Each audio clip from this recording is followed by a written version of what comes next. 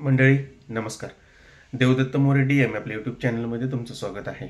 मित्रांनो, तुम्ही जर आपल्या या यूट्यूब चॅनलवर नवीन असाल तर YouTube channel Devdutt More DM subscribe करायला विसरू नका.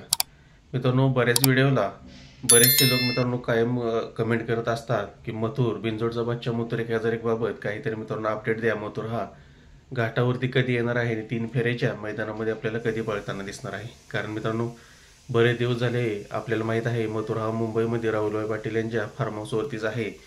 आणि आपल्याला मित्रांनो माहितीच आहे मुंबईसारख्या ठिकाणी मित्रांनो लंपीसारख्या रोगाने अतिशय मोठ्या प्रमाणामध्ये आपला प्रभाव दाखवलेला आहे. आणि बरेचसे नंदी मित्रांनो या लंपीच्या आजारामध्ये दगवले देखील आहेत. आपण पाहिलं असेल मित्रांनो, या जवळपास 15 ते 20 दिवसामध्ये बरेचसे मुंबईमधील चांगले चांगले टॉपचे नंदी मित्रांनो या लंपीच्या आजाराने मृत्युमुखी मित्रांनो पडलेले आहेत. असा बऱ्याच मोठ्या प्रमाणामध्ये प्रभाव लंपीचा मित्रांनो मुंबईसारख्या ठिकाणी झालेला आहे.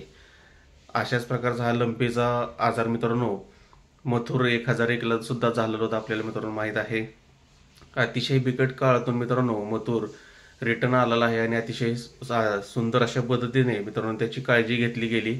त्याच्यामुळे अशा मोठ्या आजारातून मथुर मित्रांनो रिवर्स आला आणि 100% पूर्ण झाला. आणि तो आता सराव देखील मित्रांनो मथुर करत आहे. आपण पाहत आहात बऱ्याच ठिकाणी आता जवळपास 4-5 दिवसाच्या गॅपने तरी मथुरची बिनजोड शर्यत मित्रांनो केली जाते, म्हणजेच सराव केला जातोय.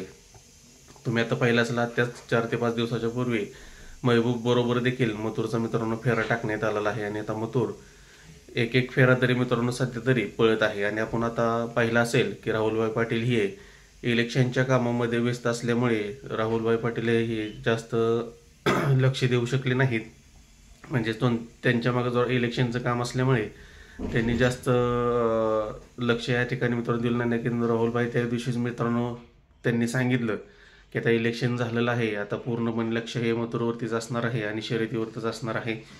आणि आता मथुर मित्रांनो आपल्याला काही दिवसातच घाटावरती येताना दिसणार आहे. आणि नवीन खरेदी तो पण मित्रांनो घाटावरती येणार आहे. आणि आता तुम्ही काल पाहिलं असेल मित्रांनो मथुरची गाडी देखील सुंदर अशा पद्धतीने बॅनर वगैरे लावून सजवलेली आहे. आणि तो आता काही दिवसातच आपल्याला घाटावरती 3 फेऱ्याच्या शर्यतीमध्ये दिसणार आहे. फक्त मित्रांनो एवढंच आहे की मथुर अजून तरी 3 फेऱ्यांचे सराव अजून त्याला भेटलेला नाहीये.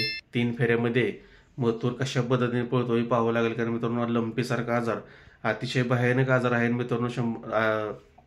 मथुर जरी आता बरा झाला असला तरी काही ना काही त्रास त्या आजाराचा मित्रांनो थोडाफार तर राहणारच आहे. त्याच्यामुळे पुशेगाव सारख्या हिंदकेसरी मैदानामध्ये आपल्याला माहित आहे मथुर हा मित्रांनो कमबॅक करणार आहे. त्यासाठी 3 फेऱ्याच्या मैदानाचा सराव हा 100%च मित्रांनो मथुरला गरजेचा आहे. त्यामुळे घाटावरती येऊन या पुशेगाव हिंदकेसरी मैदानाआधी मथुर आपल्याला 3 फेऱ्याच्या मैदानामध्ये पळताना दिसेल. कारण हे मित्रांनो पाहूच लागणार आहे की आजाराचा काही इफेक्ट त्याच्यावरती पडतोय का. कारण 3 फेरे अजून तरी मथुर एका दिवसामध्ये अजून पळाला नाही.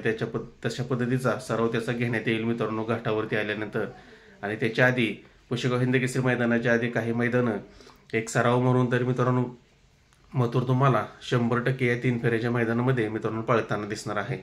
त्याबाबत जे काय मित्रांनो अपडेट आपल्यापर्यंत पोहोचत राहील ते आपल्या यूट्यूब चॅनलद्वारे तुमच्यापर्यंत मित्रांनो पोहोचवले जाईल. त्यासाठी आपलं YouTube channel Devdutt More DM subscribe करायला विसरू नका. धन्यवाद.